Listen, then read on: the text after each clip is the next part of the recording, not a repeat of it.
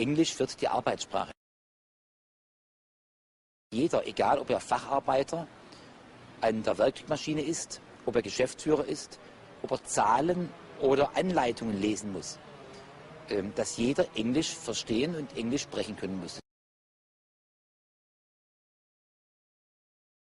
Esteemed guests, ladies and gentlemen, thank you for inviting me to Berlin at the 7th Annual Conference on the renowned Columbia University. We have a saying in Germany, 50% of business is psychology. No. On the one hand, the crisis revealed that there is a need for more governmental regulation. On the other hand, we have to find a way of drastically limiting the governmental interference into economic activities, since it would otherwise cause a permanent impairment of the growth drivers of a free market economy. Gesagt ist oder gesagt.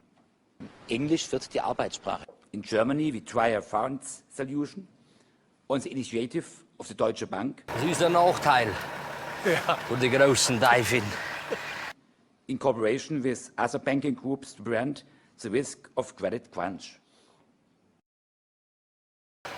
Ich hoffe spät. The civics test we have to pass is still in the future. Every single member state has quite unique its own interests.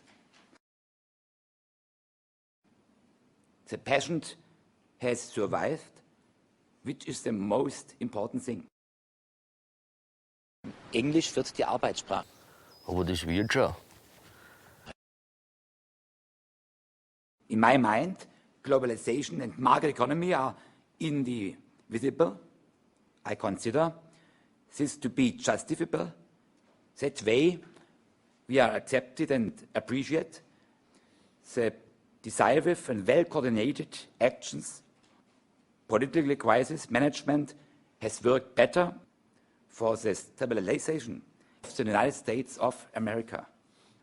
I am of the opinion that the immense expansion demand from abroad for capital equipment of essential importance for us is currently visibly increasing.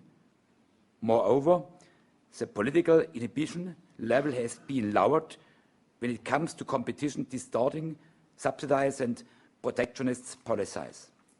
Alle, die Erfahrung ist noch nicht so da. We are all sitting in one boat.